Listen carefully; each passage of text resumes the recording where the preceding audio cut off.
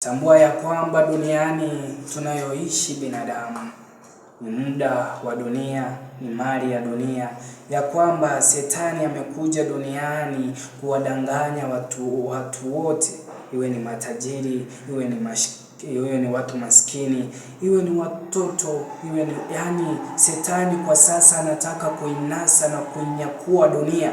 Anataka kuwanyakua watu wa Mungu waende na wao. Watu wa Mungu, mimi naomba Mungu aliye mbinguni awape nguvu, msimame wima. Tambua ya kwamba aliye kimbilio katika ulimwengu ni Mungu. Tambua ya kwamba aliye baba mkuu ni Mungu. Tambua ya kwamba Mungu anatupenda. Dunia tunayoishi na changamoto, dunia tunayoishi na maumivu mazito.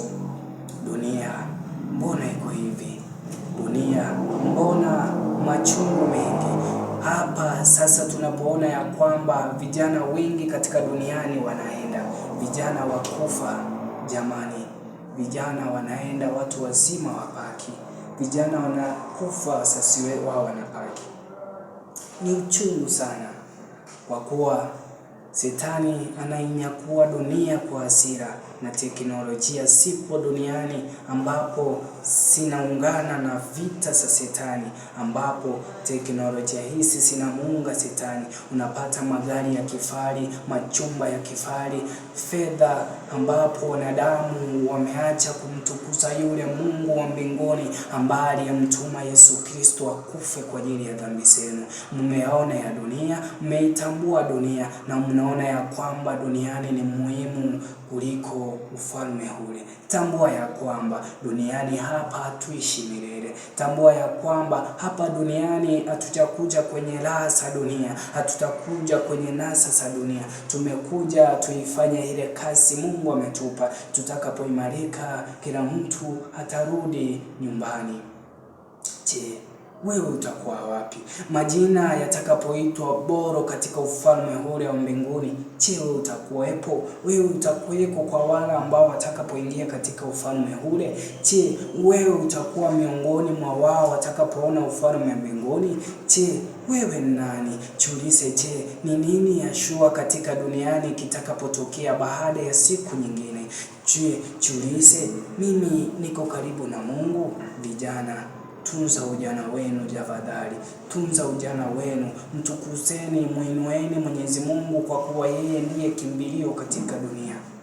Yeye ndiye anayetupenda, yeye ndiye anayetujali. Tusimame wima, tutambue ya kwamba Kristo aliyekufa msalabani, mimi kwa wenye dhambi, mimi ni mkuu wao.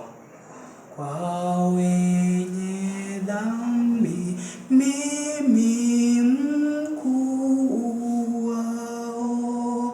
Kwa wenye dhambi, mimi ni mkuu wao. Ila naomba Mwenyezi Mungu anipe uwepo, anipe ushindi, niweze kuepukana na dhambi, nimjue na kumfahamu Mwenyezi Mungu, kwa kuwa yeye ndiye kimbilio katika ulimwengu ninayoishi.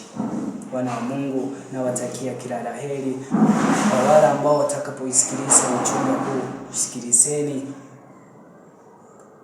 wape wenzenu, tuweze kusaidiana, tuweze kuokoka, kwa kuwa dunia tunaishi, dunia inaisha. Dunia hapa sio kwetu, sisi ni wasafiri tu. Mimi siwezi nikasema ya kwamba nitaokoka nikiwa na miaka 50, miaka 20, miaka 30, kwa kuwa sijui siku zangu za kuishi katika dunia. Sijui kama nitaondoka leo, nitaondoka sasa hivi, nitaondoka kesho, nitaondoka kesho kutwa, ama wiki ijao, ama mwezi ujao, ama mwaka ule, ama miaka ile nyingine. Ambaye anaojua kuishi kwangu na kuondoka kwangu ni Mwenyezi Mungu. Hivi leo sitasema ya kwamba nitaokoka nikiwa na 20 years, nitaokoka nikiwa na 15 years, nitaokoka nikiwa na 10 years, nitaokoka nikiwa na 100 years. Au utajua kama tutafika miaka hiyo.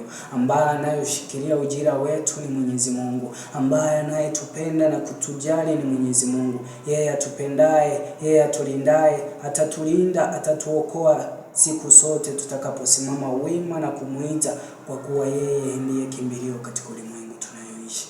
Tambua ya kwamba Mungu yupo na Mungu anatupenda, Mungu anatujali. Sisi si wazuri kuliko wale ambapo ni wagonjwa.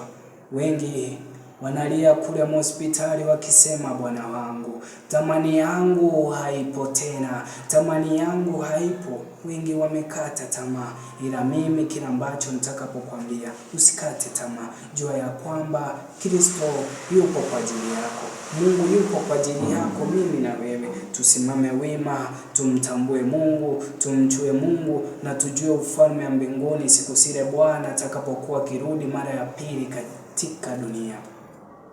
Bwana ni mkuu, yeye atupendaye, yeye atujali, yeye ndiye kimbilio, yeye ndiye tegemeo. Siku zote tutamuita Mungu, siku zote atatuitikia.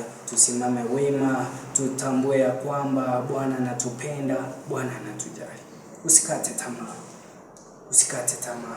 Tambua ya kwamba aliye tamani yako katika ulimwengu si mimi, si mamako, wala si baba, wala si kaka, wala si yule hanko ambaye yupo ofisini pale, wala si yule hanti.